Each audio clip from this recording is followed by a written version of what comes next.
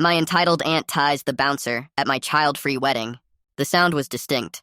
It was not a celebratory pop like a champagne cork or the gentle clinking of glasses for a toast. It was a violent electric buzzing noise, like a high-voltage wire snapping, that cut through the elegant string quartet music like a chainsaw. This was followed immediately by the sickening, earth-shaking thud of 300 pounds of human muscle hitting the pavement. I spun around just in time to see Big Tony, the 6'4" security guard we had hired specifically to enforce the guest list, convulsing on the asphalt of the venue driveway. Standing over him, looking like a gladiator who had just won a death match in the Coliseum, was my Aunt Heather. In her right hand, she was gripping a hot pink taser that was still crackling with blue sparks. In her left hand, she was tightly clutching the wrist of her 12-year-old son, Branson. "He touched him!" Heather screamed, her voice cracking with a level of hysteria that made the birds fly out of the nearby oak trees. "He put his hands on a minor. I have rights. My nephew has rights. You do not touch my family." I stood frozen at the top of the grand staircase, my hand still gripping Alexis's trembling arm. We were supposed to be making our grand entrance. The DJ was queuing up our song. Instead, we were watching my father's sister assault a licensed security professional because he had told her she could not bring her iPad-addicted son into a strictly 21-plus reception. "World star!" Branson yelled, holding his tablet up to record Tony twitching on the ground. "Mom, do it again. The lighting was bad. I didn't get the spark." "Put the device away, Branson," Heather snapped, though she kept the taser pointed at Tony's chest like she was daring him to get up. "We are victims here. Do you see this, Alexis? Do you see what your ridiculous, selfish rules made me do?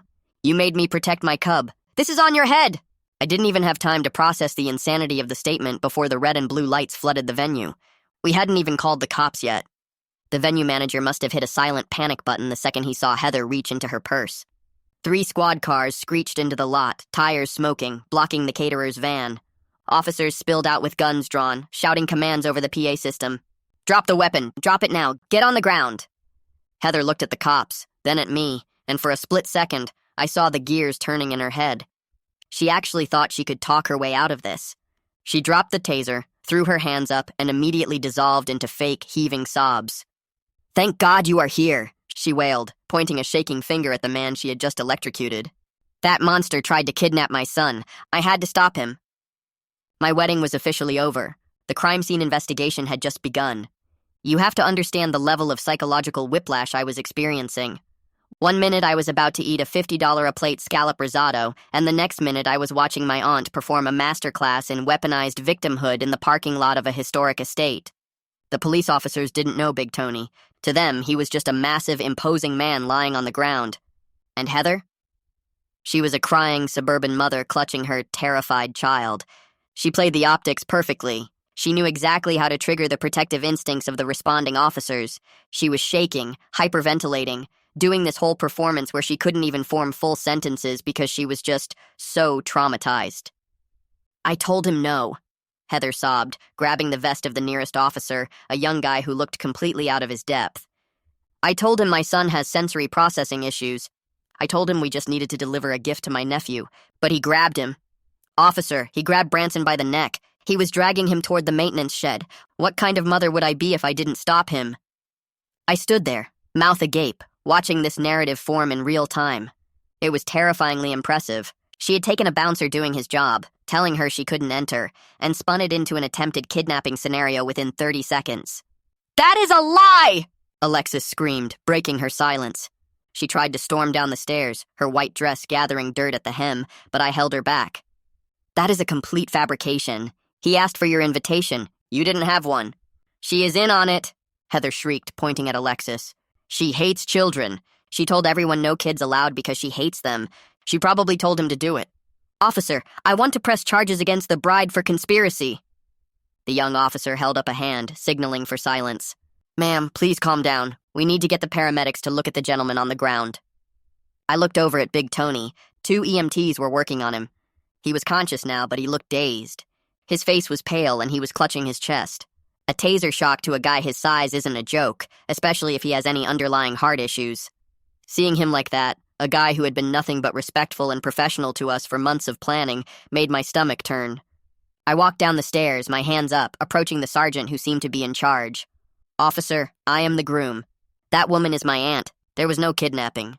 The security guard was enforcing a strict guest list policy. She wasn't invited. She refused to leave, and when he blocked her path, she tased him.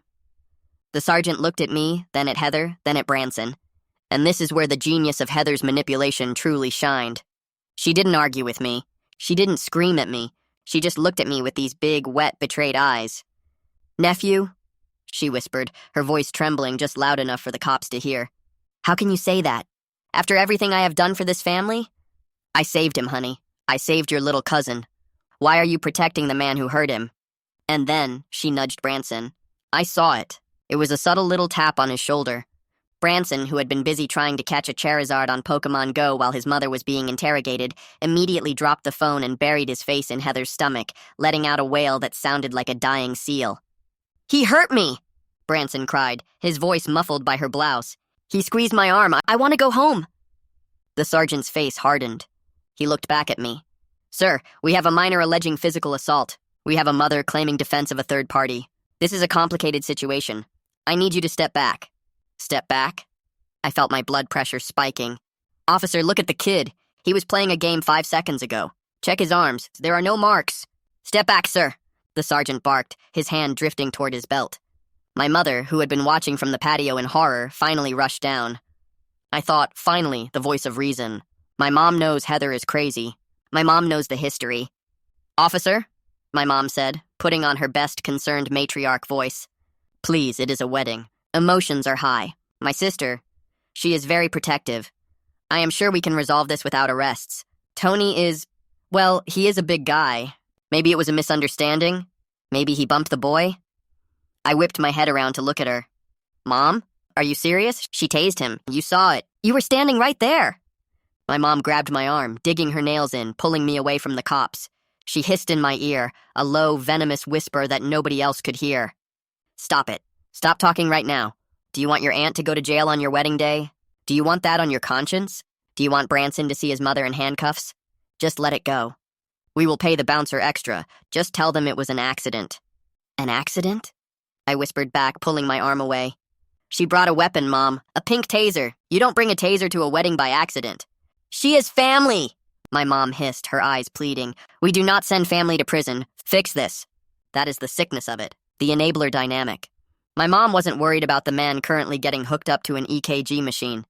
She wasn't worried about me or Alexis, whose special day was currently a crime scene. She was worried about the shame of an arrest. She was worried about the family group chat. I looked back at the ambulance.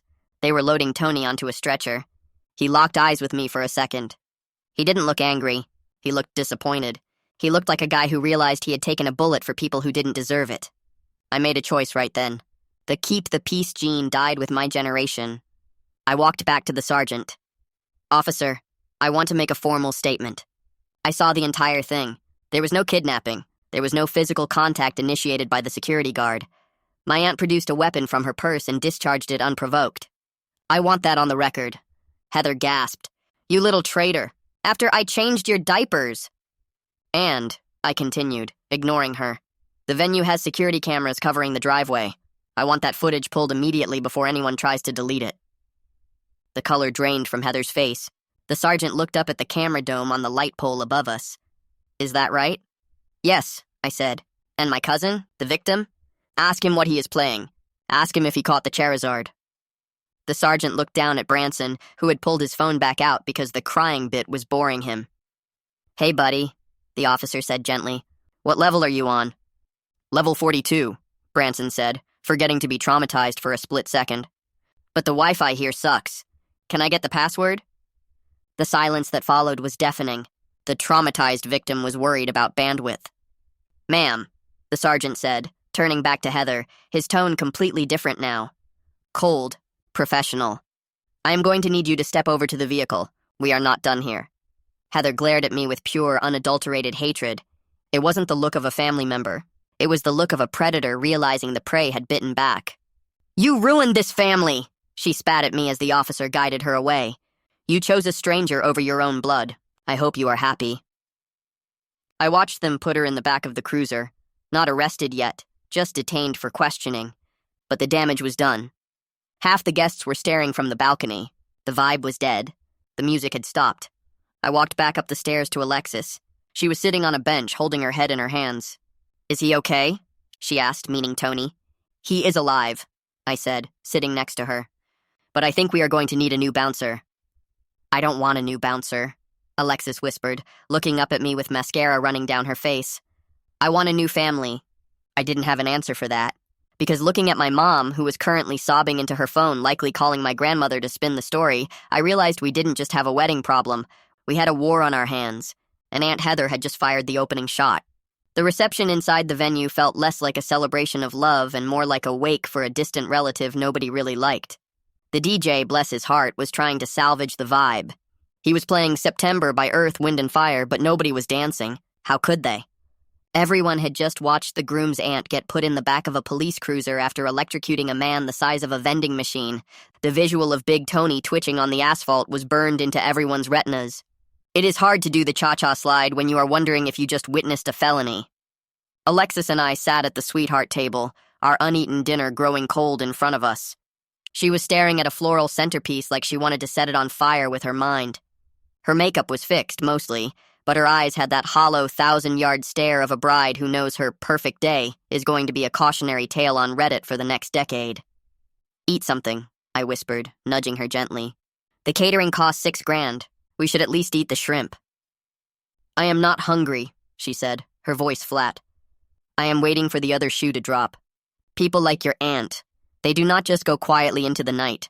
She is planning something. I can feel it." She was right, of course. I knew Heather. I knew her pattern.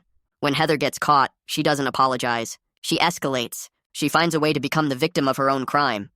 But I figured, since she was currently in police custody, we had at least a few hours of silence.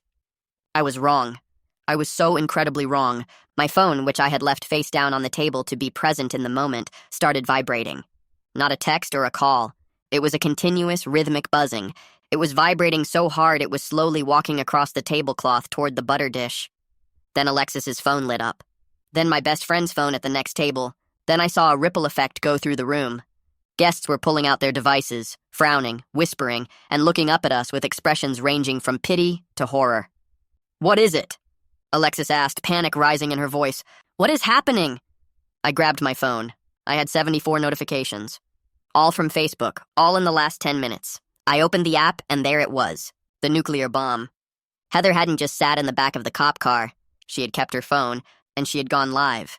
The video was titled, "Assaulted at My Nephew's Wedding, Police Brutality and Family Betrayal." I clicked play, my hand shaking. The video was shaky, filmed in the dim light of the police cruiser's back seat. Heather's face filled the frame. She had smeared her mascara to look like she had been crying for hours. She was hyperventilating, short, sharp, dramatic gasps that I recognized from every Thanksgiving argument she had ever lost. "Hi, everyone," Heather whispered in the video, looking around frantically like she was being held hostage in a basement. "I don't know if this is posting. I don't know if they will take my phone. I am currently in the back of a police car. Me, a mother, a Sunday school teacher." She paused for effect, letting a single tear roll down her cheek. It was Oscar-worthy. "We just wanted to see my nephew get married," she sobbed. "We drove 6 hours. I had a gift. I had a special surprise for the couple. And when we got there, oh God, I can't even say it. This monster, this hired thug, he grabbed Branson, my baby. He put his hands on my baby because we were late and he said we were trespassing." I paused the video, feeling bile rise in my throat. "Trespassing? We sent her a no RSVP 3 months ago." "Keep watching," Alexis whispered, her face pale. I hit play. "I tried to stop him," Heather continued, her voice gaining that righteous, indignant strength. "I panicked. I grabbed the only thing I had to protect my child, a little self-defense keychain. And now my own nephew. The boy I helped raise. The boy I bought Christmas presents for. He told the police to arrest me. He chose the hired help over his own flesh and blood. He stood there and watched them put me in cuffs while his bougie wife laughed. She ended the video with a plea. Please pray for us. We are scared. We are alone. And if anyone knows a civil rights lawyer, please DM me. This is not over. The video had been up for 12 minutes. It had 4,000 views. And the comments. God, the comments.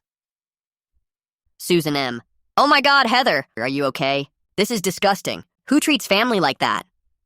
Patriot, Dad, 88. Lawyer up. If a guard touched my kid, he wouldn't be walking away. You did the right thing, Mama Bear.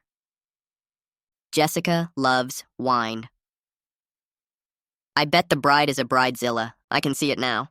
Probably banned kids because she hates joy. Sue them for everything. Random user 342. Boycott the venue. They assault children. It was a lynch mob.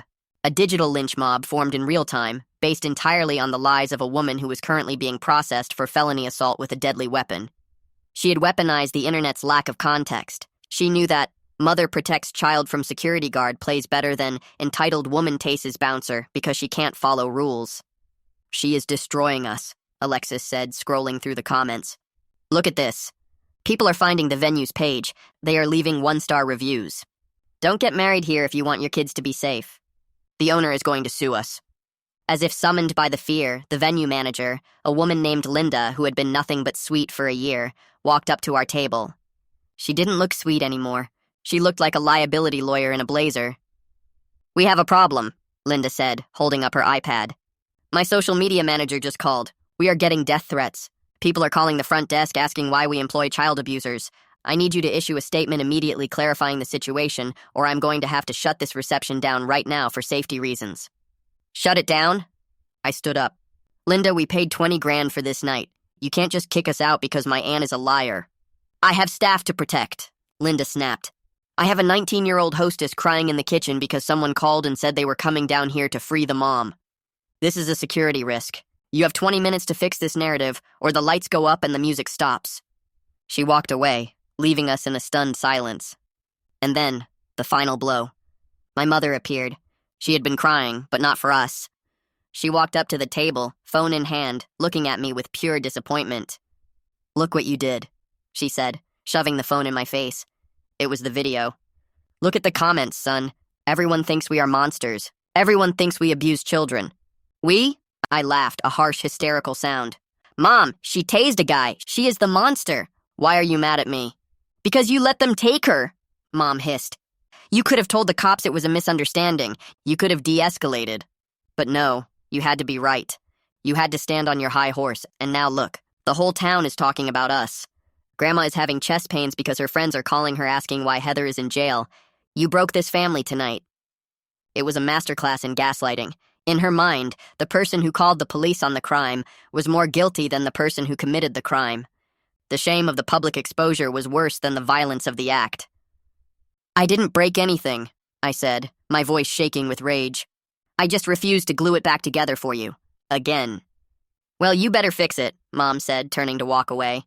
Because if Heather loses her job over this, or if they take Branson away, that is on you. You carry that cross. I watched her walk back to her table, where she sat with my other aunts, all of them huddled together, typing furiously on their phones. They weren't defending me. They were doing damage control for Heather. They were circling the wagons around the aggressor because she was the one crying the loudest. Alexis put her hand on mine. Her grip was like iron. I am going to kill her, she whispered. I don't care if she is your aunt. I am going to destroy her. No, I said, looking at the security camera dome above the dance floor. A plan was forming in my head. A cold, ruthless plan. We aren't going to kill her. We aren't even going to argue with her on Facebook. What are we going to do? We are going to let her dig the hole deeper, I said. Linda said there is security footage. The cops have it. But you know who else has access to the cloud server? The owner. And Linda is scared of bad PR. I looked at Alexis. I need you to go talk to Linda. Cry if you have to. Tell her the only way to stop the bad reviews is to release the truth. We need that video. Not the police copy. The raw file. Alexis wiped her eyes. She stood up, smoothing her dress. The sad bride was gone. The war bride had arrived. Consider it done. We weren't just fighting a crazy aunt anymore. We were fighting a narrative. And in the court of public opinion, the only thing that beats a crying mother is a 4K video of that mother charging a weapon while her kid laughs. The war had just moved to the cloud. The reception was officially on life support, but Alexis and I were no longer interested in saving the party. We were interested in survival. While Alexis went to work on Linda for the footage, I retreated to the bridal suite with my best friend Marcus to assess the damage. The bridal suite was supposed to be a place of joy. Instead, it looked like a war room. Champagne bottles sat unopened. My tie was undone. Marcus was scrolling through Facebook on his laptop, reading the comments aloud like a grim town crier. Okay, it is getting worse, Marcus said, grimacing. Heather's post has been shared 600 times. A local mommy blogger page just picked it up. Headline, Bridezilla and Groomzilla have aunt arrested for bringing child to wedding. They are doxing the venue, bro. Someone posted the address. Let them, I said, pacing the room. The more she lies, the harder she falls when the truth comes out. You better hope the truth comes out fast, Marcus said, because your cousin Branson is now active in the comments. Look at this. He turned the laptop around. Branson, using his real account, was replying to people. Branson Gamer 09. Yeah, my neck hurts really bad. The guard choked me. My mom was just trying to save me. My cousin hates me because I'm better at Fortnite than him, LOL. He is trolling, I said, rubbing my temples. He is literally trolling his own assault claim. Just then, the door burst open. It wasn't Alexis. It was Sarah, one of the bridesmaids. She looked pale, holding a set of car keys. You guys need to come to the parking lot, Sarah said, breathless. Now, bring a witness. Why? What happened? The cops are towing Heather's car, Sarah said. They needed the keys to put it in neutral because of the way she parked. Linda gave them the keys she found at the valet stand. But when they popped the trunk to inventory the vehicle before towing, they found something. Drugs? Marcus asked. Worse, Sarah said. Evidence. We ran out to the parking lot. The rain had started again, adding a miserable sheen to the flashing blue lights. The tow truck was backing up to Heather's sedan. A police officer was standing by the open trunk, shining a flashlight inside. Linda was there too, looking vindicated. I walked up, peering into the trunk, and my jaw hit the floor. It wasn't just a trunk, it was a staging area. Sitting in the center, taking up almost all the space, was a massive 3-tier cake box. The lid was open. Inside was a custom frosted cake. It wasn't a wedding cake. It was bright green and black. On top, in fondant letters, it read, Happy 13th birthday, Branson. Victory Royale. But that wasn't all. Beside the cake were 3 large gift bags, a portable Bluetooth speaker system, and a banner that was rolled up but clearly read, Birthday Boy. She wasn't just crashing the wedding, I whispered, the realization hitting me like a physical blow. She was hijacking it. Look at the time on the receipt taped to the box, Linda said, pointing with a long, manicured nail. She picked this up 2 hours ago. The reception started an hour ago. She timed it. I pieced it together instantly. The psychology of Aunt Heather. She didn't want to attend my wedding. She resented my wedding. She resented that the attention was on me and not her precious miracle baby. So she concocted a plan. She would storm in, use the I'm just dropping off a gift excuse to get past the door, and then, right in the middle of the speeches or the first dance, she would unleash this. She would have hijacked the DJ booth with that Bluetooth speaker. She would have unfurled the banner. She would have brought out the cake. She would have turned my wedding reception into Branson's 13th birthday party, forcing 150 guests to sing happy birthday to a kid they didn't know, holding us hostage with social pressure. Oh, you can't be mad, it's his birthday, don't be selfish. This changes everything, Marcus said, snapping photos of the trunk. This proves premeditation. She didn't just happen to have a taser because she was scared. She came here on a mission. She came here knowing there would be conflict. Officer, I said to the cop inventorying the trunk. Do you see this? She was planning a disruption. This wasn't a spontaneous visit. The officer, an older guy who looked like he had seen everything, actually chuckled. Son, I have seen people crash weddings drunk. I have seen exes show up with shotguns. But I have never seen someone try to Trojan horse a birthday party into a reception. That takes a special kind of narcissism. Is this admissible? I asked. It goes to motive. The officer nodded, making notes. She claimed she was just dropping off a wedding gift. This clearly shows she intended to stay and hold an event. It contradicts her statement. We will log it. We walked back inside, armed with the photos. I felt a strange sense of calm. The mother bear defense was starting to crack. A mother protecting her child doesn't pack a 3-tier birthday cake for a drop-and-go visit. But we still needed the kill shot. We needed the video. Alexis met us in the lobby. She was holding a USB drive like it was the Holy Grail. Her mascara was fixed, and she had a terrifyingly serene smile on her face. I got it, she said. Linda gave it to me. She said, burn her to the ground, honey. Just leave my venue out of it. What is on it? I asked. I haven't watched it yet, Alexis said. But the security guard in the booth told me it is illuminating. He said she sat in the car for 20 minutes before getting out. 20 minutes? I frowned. Doing what? Let's find out, Marcus said, plugging the USB into his laptop. We huddled around the screen in the bridal suite. The video file loaded. It was a crisp 4K feed from the camera directly above the drop-off circle. The timestamp showed 5:42 p.m. Heather's car pulls up. She parks aggressively, taking up 2 spots. She doesn't get out immediately. For 10 minutes, she is just sitting there. We can see her silhouette. She is on her phone, probably posting that first cryptic status update about family obligations. Then, at 5:55 p.m., she turns to Branson in the passenger seat. The camera angle is high, but the lighting is good. We can see her gesturing. She is animated. She points to the entrance.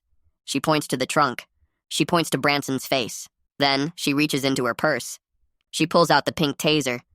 And here is the moment that made my blood freeze. She doesn't just put it in her pocket. She turns it on. We can see the little LED light. She tests it.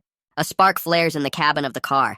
Then, and this is the part that guarantees her a special place in hell, she hands the taser to Branson. "Whoa," Marcus whispered. "She handed a weapon to the kid?" We watched as Branson held it, laughing. He pretended to shock the dashboard. Heather laughed with him. She took it back, patted his cheek, and then, I swear to God, she checked her hair in the rearview mirror, applied a fresh coat of lipstick, and took a deep breath. She wasn't scared. She wasn't a frantic mother. She was an actress preparing for a scene. She was getting into character. At 6:15 p.m., she opens the door. She doesn't walk toward the entrance tentatively. She marches. She drags Branson out of the car. He is holding his iPad, already recording. "She planned the angle," Alexis whispered, her hand over her mouth. "Look." She positions him. She moves him to the left so he can get the bouncer in the frame. She wanted the footage. The video continued. We watched the confrontation. We saw Big Tony put his hand up, palm open, the universal stop gesture. He never touched Branson. He never even got close to Branson. Heather lunged. She closed the distance. She screamed something we couldn't hear, and then she jammed the taser into Tony's neck. It wasn't self-defense. It was an execution. "We have her," I said, leaning back in the chair. "We have her dead to rights. This isn't just assault. This is conspiracy. This is child endangerment, contributing to the delinquency of a minor." "So what do we do?" Alexis asked. "Do we give it to the police?" "Yes," I said, "but first, we give it to the internet." "Are you sure?" Marcus asked. "That is the nuclear option. Once you post this, there is no going back. The family will never forgive you." I thought about my mom, begging me to cover for Heather. I thought about the thousands of strangers calling my wife a bridezilla. I thought about Big Tony in the hospital. "The family didn't forgive me for having a child-free wedding," I said, taking the laptop. "I don't think they are going to forgive me for exposing their matriarch as a psychopath, so we might as well win." I opened Facebook. I found Heather's viral post. I clicked share, and I typed a simple caption. "Aunt Heather claims she was protecting her child from a kidnapper. Here is the unedited security footage of her coaching her son to film the attack, testing the weapon in the car, and bringing a birthday cake to crash my wedding. The internet can decide who the victim is." I hovered over the post button. Alexis put her hand on mine. "Do it," she said. I clicked. The upload bar filled up. Blue. Done. The war was no longer in the shadows. We had just dropped a truth bomb on the entire town. Now we just had to survive the blast wave. The refresh button is a dangerous drug. For the first 10 minutes after I posted the security footage, there was nothing. Just a terrifying digital silence. It felt like I had thrown a grenade into a crowded room and was waiting for the pin to hit the floor. Alexis was gripping my arm so hard I was losing circulation, both of us staring at the laptop screen in the dim light of the bridal suite. Then, the first comment hit. User, Mike T. Wait, did she just hand a weapon to a child? At 2:14? Is that a taser? Then another. Sarah Jenkins, 88. I defended her on the other post. I feel sick. She's laughing. She's literally fixing her lipstick before attacking a guy. This is psychotic. Local mom group. Is that a birthday cake in the back seat? Was she planning a party at a wedding she wasn't invited to? The floodgates didn't just open, they shattered. The internet mob, which had been ready to burn me at the stake an hour ago, performed a collective 180 that was so violent it gave me whiplash. The narrative shifted instantly from mean groom hates family to deranged Karen weaponizes child for clout. The dopamine hit was undeniable. It felt like justice. It felt like vindication. But I forgot the first rule of dealing with a toxic family system. The truth does not set you free. The truth just makes the enablers angry. My phone rang. It was my mother. "Don't answer it," Alexis whispered. She is going to guilt trip you. I have to, I said, hitting accept. Mom, did you see the video? Did you see her handing Branson the taser? Take it down. My mother's voice was ice cold. It wasn't the hysterical pleading from the parking lot. It was the scary, low tone she used when I was a kid and broke a vase. Take it down right now, Stephen. You are destroying your aunt's life. She destroyed her own life, I shouted, the adrenaline spiking again. Mom, she premeditated an assault. She brought a birthday cake to hijack my reception. How can you defend this? She made a mistake, Mom screamed, the mask slipping. She is under a lot of stress. Her husband left her. She is raising Branson alone. She just wanted to be included. And you humiliated her. You put that video up for the whole world to see. Her boss called me, Stephen. Her boss. She is going to lose her job at the bank. Do you hear me? You are taking food out of Branson's mouth. The psychology of it was breathtaking. In her mind, the consequence of the action was the crime, not the action itself. Heather tasing a man was a mistake caused by stress. Me posting the proof of that tasing was a calculated act of malice. I didn't make her tase him, I said, my voice shaking. And I didn't make her lie on Facebook. She tried to ruin my reputation, Mom. She tried to ruin Alexis. I just showed the truth. The truth? Mom laughed, a bitter, jagged sound. The truth is that you hate this family. You have always thought you were better than us. Well, congratulations. You won. You are the big man. But don't expect us at Christmas. And don't expect anyone to talk to you until you apologize and pay for her legal fees. Pay for her? I couldn't even finish the sentence. Mom, I am not paying for her lawyer. I am pressing charges. Then you are dead to me, she said. And the line went dead. I sat there, the phone still pressed to my ear, listening to the dial tone. I looked at Alexis. She was crying silently. This was our wedding night.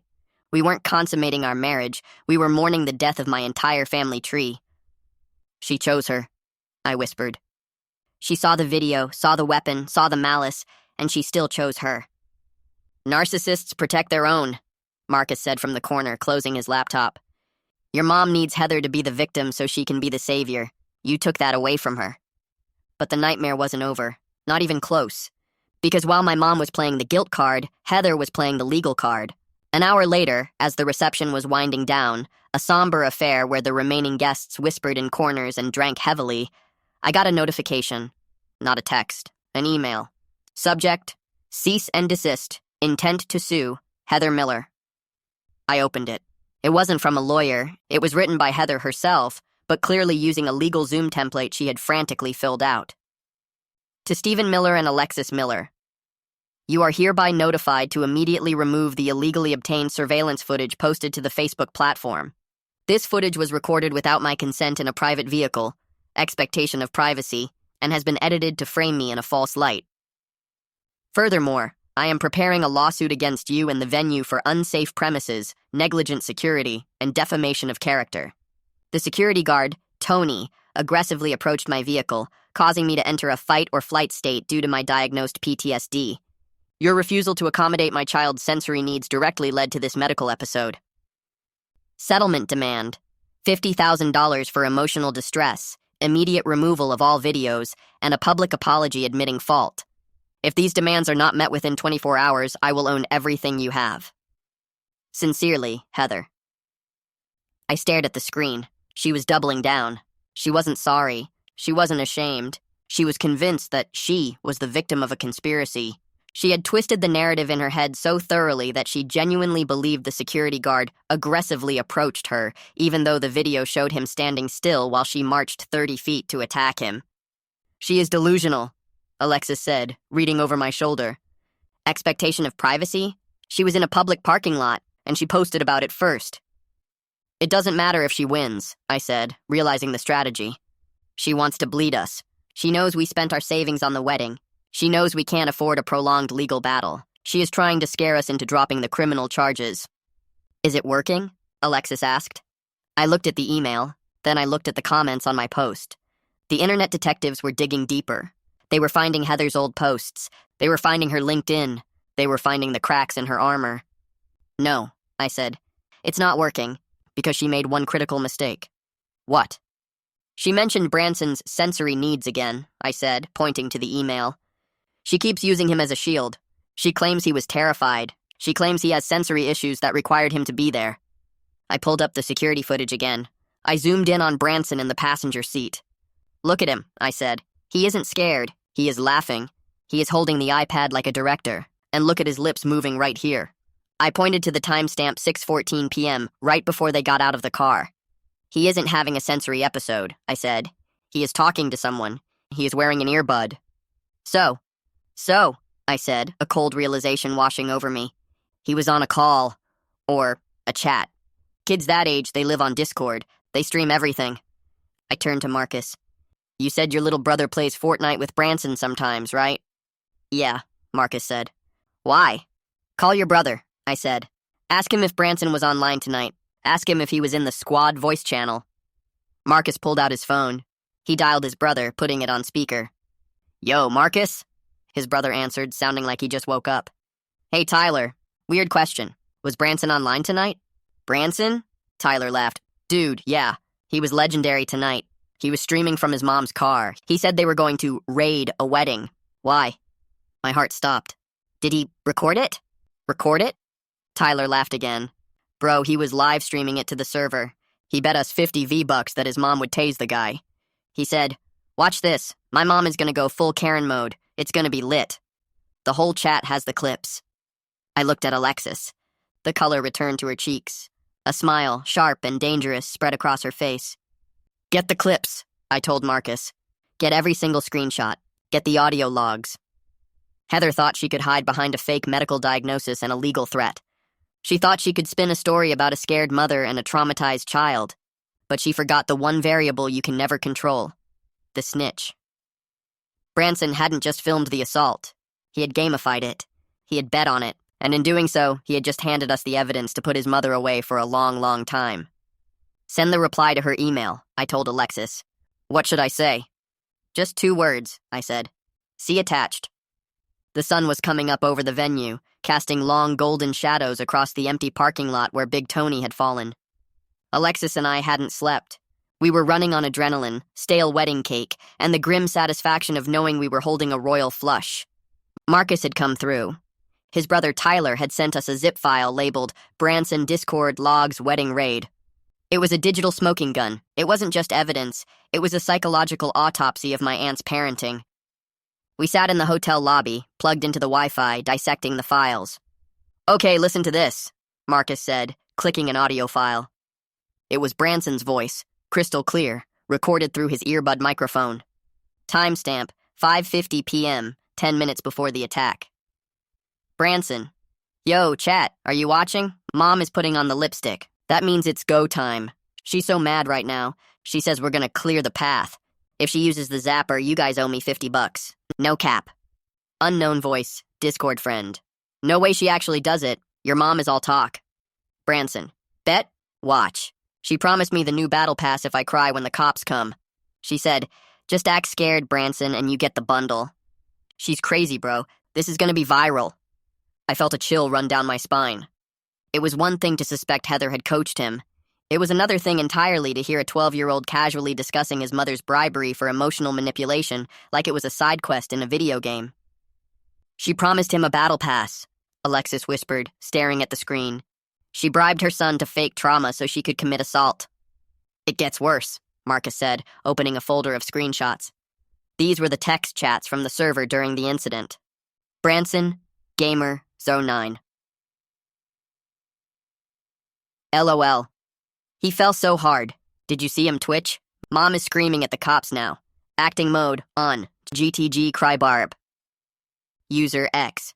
Dude, your mom is a savage. Branson Gamer, 09. She said the guy grabbed me. I wasn't even near him. I was catching a Pidgey. But whatever. Free PS5 incoming. This destroys the lawsuit, I said, leaning back. It destroys the PTSD claim.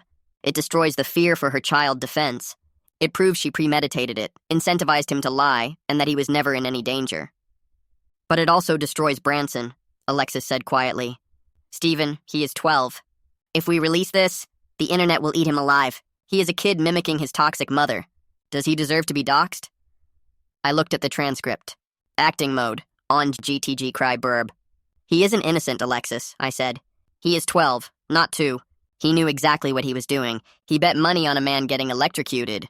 He is part of the con. But he is a minor, she argued.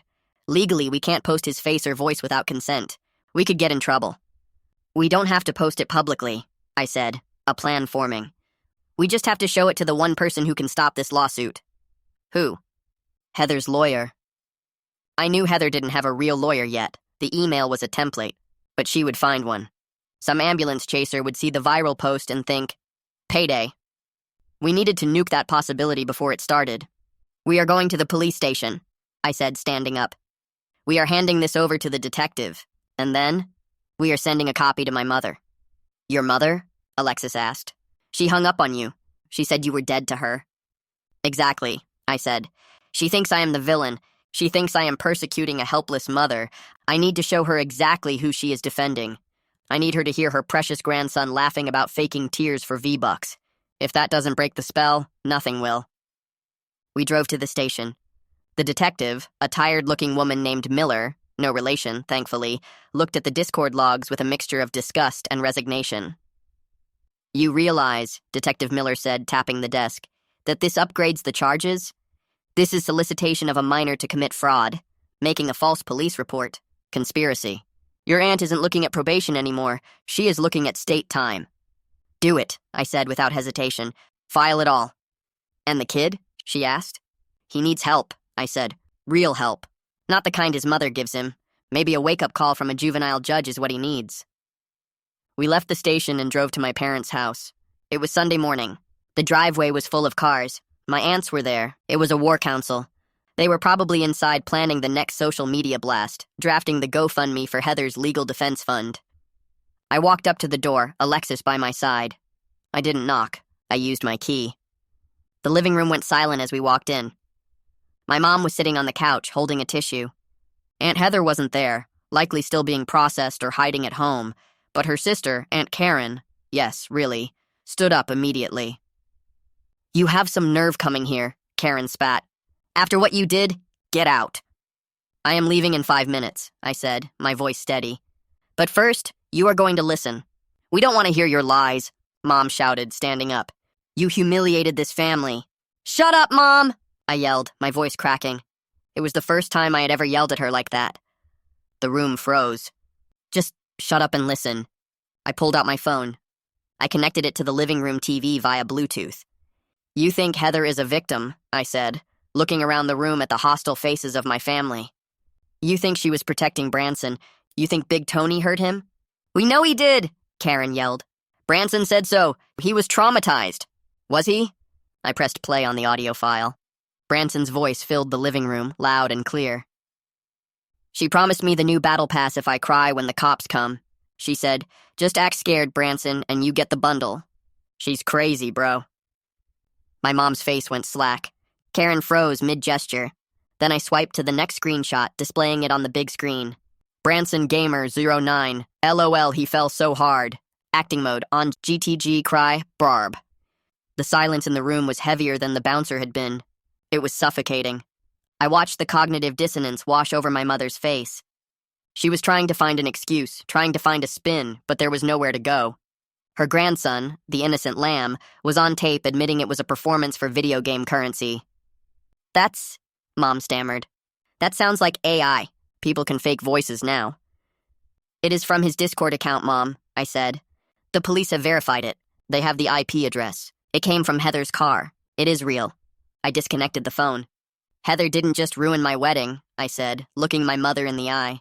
She turned your grandson into a sociopath. She taught him that lying to the police is a game. She taught him that hurting people is funny if you get paid for it. And you protected her. My mom sat back down heavily. She looked old suddenly. The fight had left her. What happens now? She whispered. Now, I said. The police pick her up for felony conspiracy. And Child Protective Services pays a visit to check on Branson, because clearly he isn't safe with her. CPS? Karen gasped. You called CPS on family? I didn't have to, I said. The police did. Mandated reporters. When a mother hands a weapon to a child and bribes him to lie to officers, the state tends to get involved.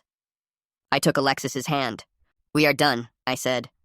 We are going on our honeymoon. Do not call us. Do not text us. If I see one more post on Facebook blaming Alexis, I will release the audio of Branson to the public. Right now, only the police have it. Keep it that way. I turned to leave, but my mom spoke one last time. Stephen, she said, her voice trembling. She is my sister. I know, I said, not looking back. That is why you should have stopped her years ago. We walked out of the house and into the fresh air. I felt lighter.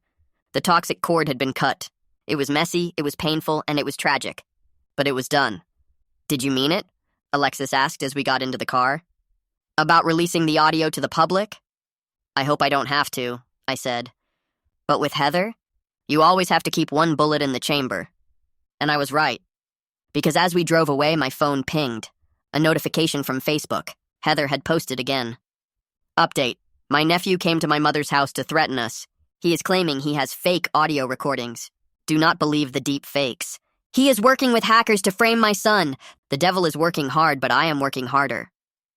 Justice for Branson. Jocks boycott the wedding. I stared at the screen.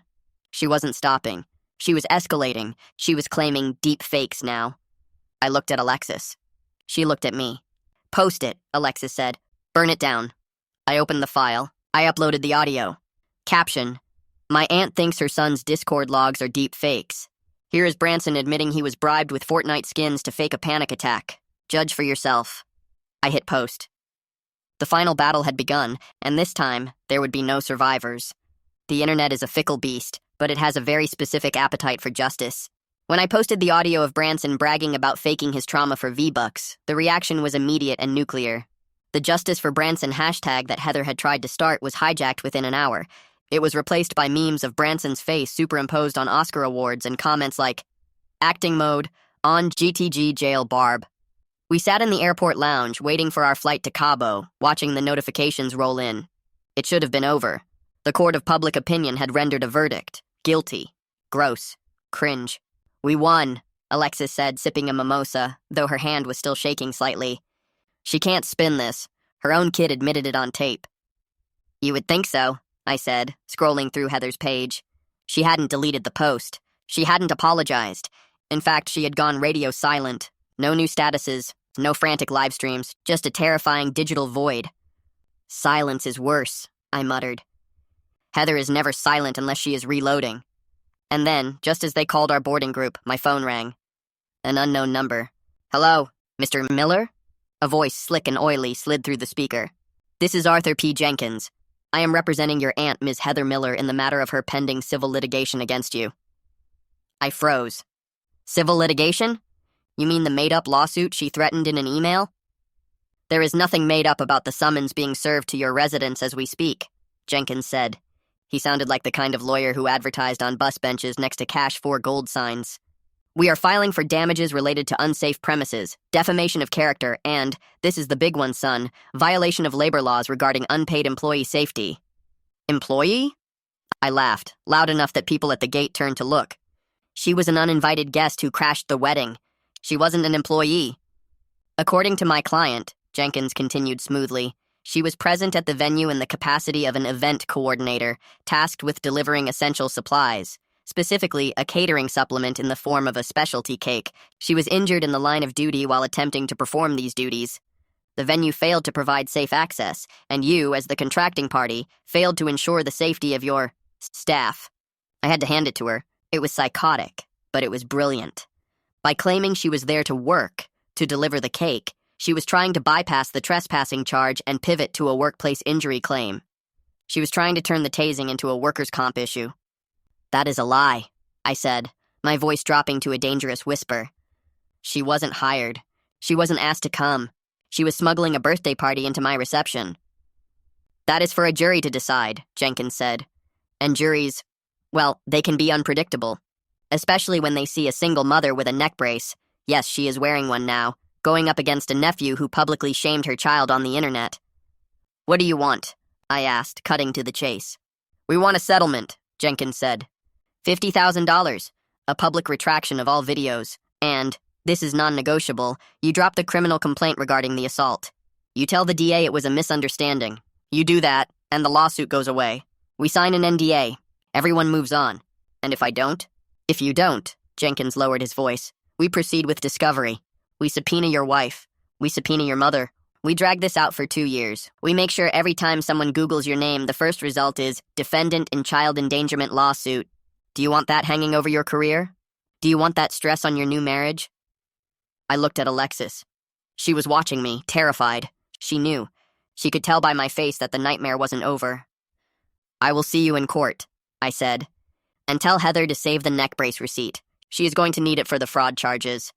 I hung up. We aren't going to Cabo, I said, standing up. Stephen, no, Alexis pleaded. We need this. We need to escape. We can't escape, I said. She just filed a lawsuit claiming she was an employee. She is trying to blackmail me into dropping the assault charges. If we leave now, she wins the narrative for a week. We have to kill this. Today. We left the airport. I felt sick. I was forfeiting a $4,000 honeymoon to fight a woman who thought labor laws applied to wedding crashing. We drove straight to the lawyer my dad had recommended, a guy named Stone who specialized in family law and, conveniently, insane relatives. We sat in his office, playing the audio, showing the video, and explaining the event coordinator theory. Stone listened, his face unreadable. When we finished, he took off his glasses and rubbed the bridge of his nose. It is the Costco defense, Stone said. The what? You trip in Costco, you sue Costco. She is arguing that because she was on the property delivering goods, she had an implied contract. It is garbage legal theory, but it is annoying. It is designed to be cheaper to settle than to fight. I am not settling, I said. I will live in a cardboard box before I give her $50,000. Good, Stone smiled. Because she made a fatal error. What? She claimed she was an employee, Stone said, pulling out a notepad. If she claims she was working, then she is subject to the venue's commercial liability insurance investigation. And do you know who insurance investigators hate more than anyone? Who? Fraudsters, Stone grinned. If she pursues this, she isn't just fighting you. She is fighting the venue's insurance conglomerate. And they don't play nice. They don't just win. They investigate until they find the time you jaywalked in 1998. So we let her sue? We encourage it, Stone said. But we need to bait the trap. She wants you to drop the criminal charges, right? That is the leverage. Right. So, Stone leaned forward. We are going to agree to a meeting, a settlement conference, tomorrow. We tell her we are open to dropping the charges if she can prove the validity of her employment. We get her to put the lie on paper. We get her to sign a sworn affidavit detailing her duties as a wedding coordinator. And then? Stone's eyes glinted. We hand that affidavit to the district attorney. Because lying in a sworn affidavit isn't just a lie, it is perjury, and it proves the fraud was premeditated to extort money. The plan was set. We were going to walk into the lion's den. The next morning, we met at Jenkins' office. It was exactly as I imagined. Strip mall, flickering fluorescent light, a receptionist who looked like she was reconsidering her life choices. Heather was there. She was wearing the neck brace. It was a soft foam one, looking straight out of a drugstore aisle. She sat stiffly, refusing to make eye contact. Jenkins sat next to her, looking smug.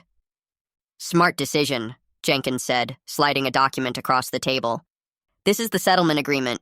You sign, you request the DA drop the charges, you write the check. We drop the civil suit. We are ready to sign, Stone said, playing the part of the defeated lawyer perfectly. But my client needs assurance. If we pay this back wages and injury compensation, we need to be sure Ms. Miller was actually acting as an employee. For tax purposes, of course. Of course. Jenkins nodded. Ms. Miller has prepared a statement outlining her role. Heather cleared her throat. She picked up a piece of paper. Her hands were shaking, but she read it. I, Heather Miller, was verbally contracted by the groom to provide coordination services and catering supplementation on the date of... She read the whole lie. She claimed I had called her. She claimed I had asked for the cake. She claimed I had told her to bring Branson as an assistant. And you swear this is true? Stone asked. Under penalty of perjury?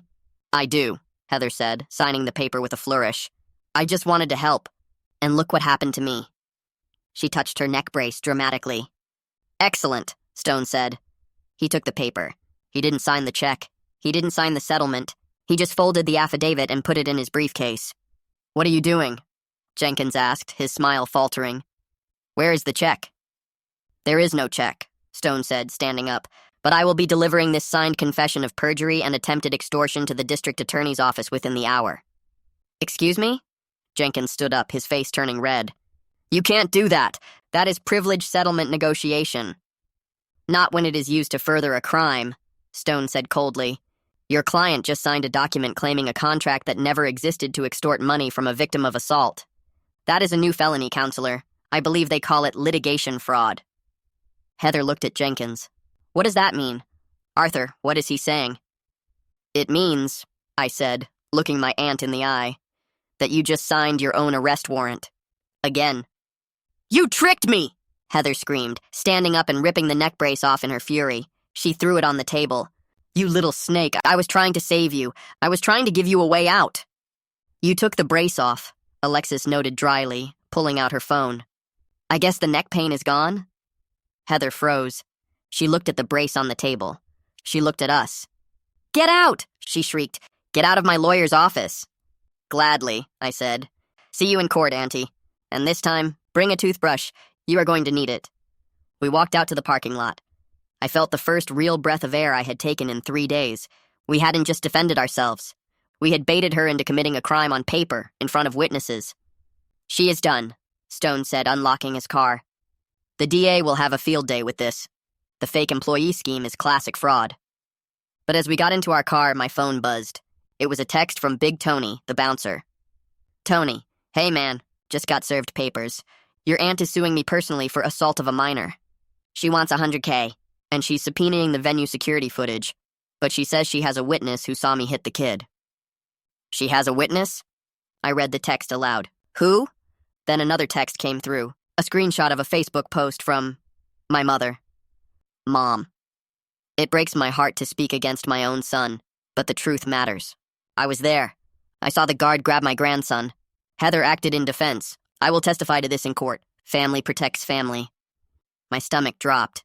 She had flipped. My mother had officially joined the conspiracy. She was going to perjure herself to save her sister.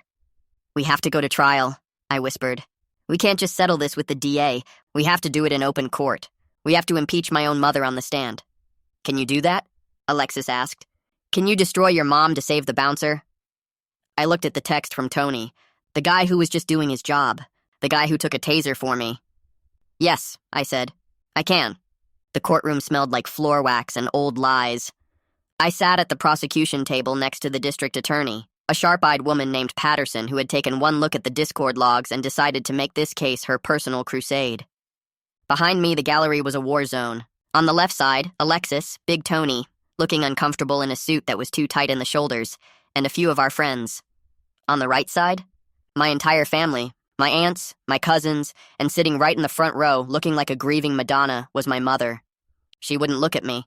She kept her eyes fixed on Heather, who was sitting at the defense table wearing the neck brace again. It was a performance. A theater production of The Innocent Widow, even though she wasn't a widow, and she definitely wasn't innocent. All rise, the bailiff bellowed. Judge Holloway walked in.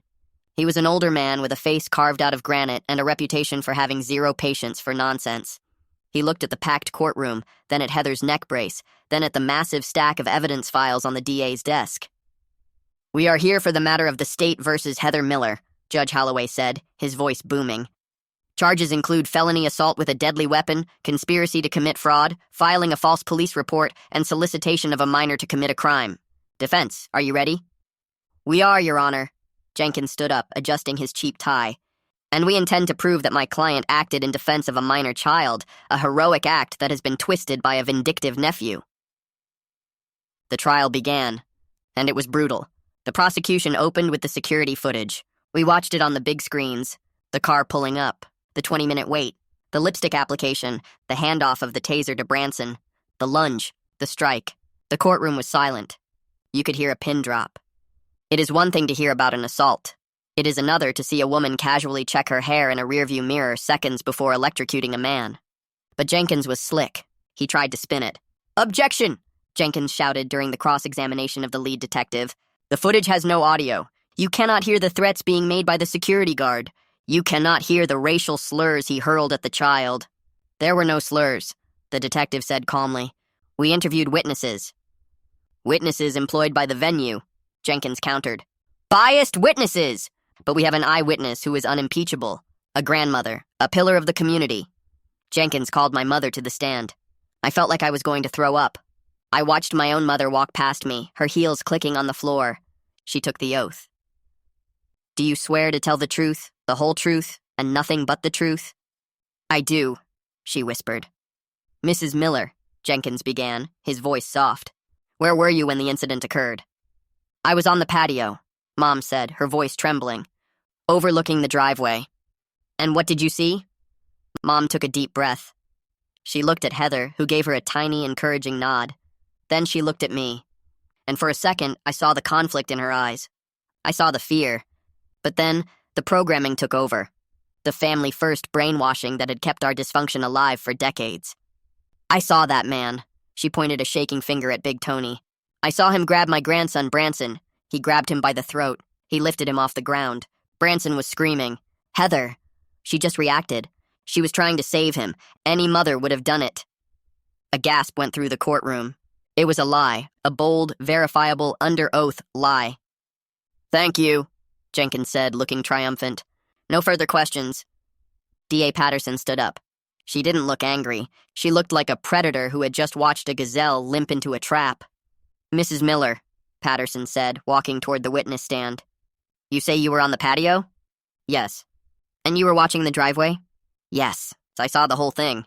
Strange, Patterson said, because we subpoenaed your phone records and data usage for that specific time frame. At 6:15 p.m., the exact moment of the assault, your phone was active. You were on a FaceTime call with your sister Karen. Is that correct? Mom froze. I might have been. We also have the security footage from the patio, Patterson said. Exhibit C. The screen changed. It showed the patio. It showed my mother. She wasn't looking at the driveway. She was sitting on a bench, her back to the railing, holding her phone up to her face, laughing. Mrs. Miller, Patterson said, her voice turning hard. In this video, your back is to the crime scene. You are looking at your screen. You do not turn around until after the police sirens start, 3 minutes later. So, how exactly did you see the security guard grab your grandson's throat if you were looking at a FaceTime filter of a cat? Mom stammered. I heard it. I heard the scream. You heard a scream? Patterson smiled. Let's talk about that scream. Exhibit D. This was it. The nuclear option. Patterson played the audio file. The courtroom filled with Branson's voice, amplified by the high-end speakers. Branson. Acting mode. On. GTG cry BRB. She promised me the new battle pass if I cry when the cops come. Mom's face went white. She looked like she had been slapped. That is your grandson's voice, isn't it? Patterson asked, admitting, 10 minutes before the incident, that the scream was a paid performance. I didn't know, Mom whispered. Tears were streaming down her face now. Real tears. I didn't know about that. So you lied, Patterson said. You lied to this court to protect your sister. You fabricated a story about a man choking a child because you wanted to save your family from consequences. Is that correct? I just wanted peace, Mom sobbed. I just wanted everyone to get along. Perjury is not a peace treaty, Mrs. Miller. Judge Holloway cut in, his voice cutting through her sobs like a knife.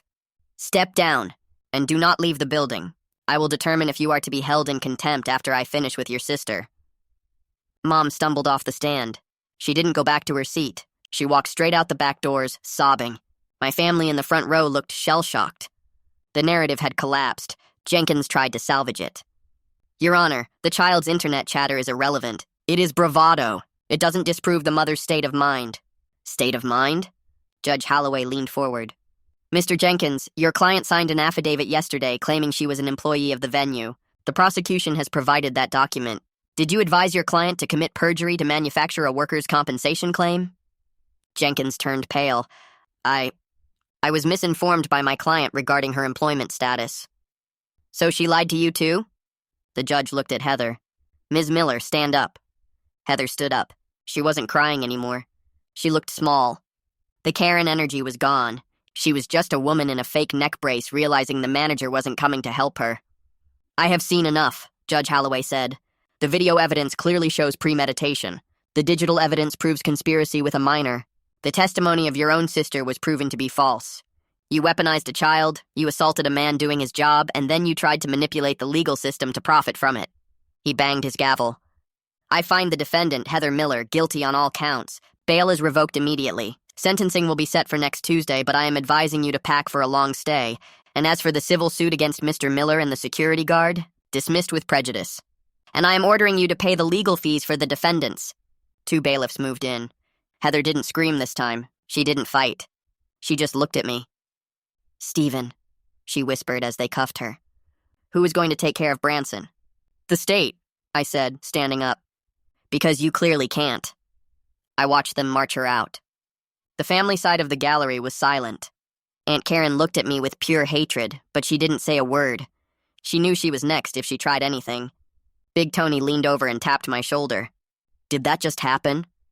"Yeah, Tony," I said, loosening my tie. "It did." "Your mom?" Tony hesitated. "That was rough, kid." "She made her choice," I said, looking at the empty witness stand. "She bet on the wrong horse." We walked out of the courthouse and into the sunlight. It was blindingly bright. The nightmare was over. I had lost my parents, my aunts, and my cousins. I had effectively orphaned myself to save a bouncer and my dignity. Alexis took my hand. "So," she said, squinting in the sun, "we have a honeymoon to rebook, and a $50,000 countersuit settlement coming from Heather's assets before she goes to prison." "Where do you want to go?" I asked. "Somewhere with no Wi-Fi," she said, "and no family." "Done." I looked back at the courthouse one last time. I pulled out my phone. I opened the family group chat. It was blowing up with accusations, crying emojis, and threats. I typed one final message. Game over. Then I left the group.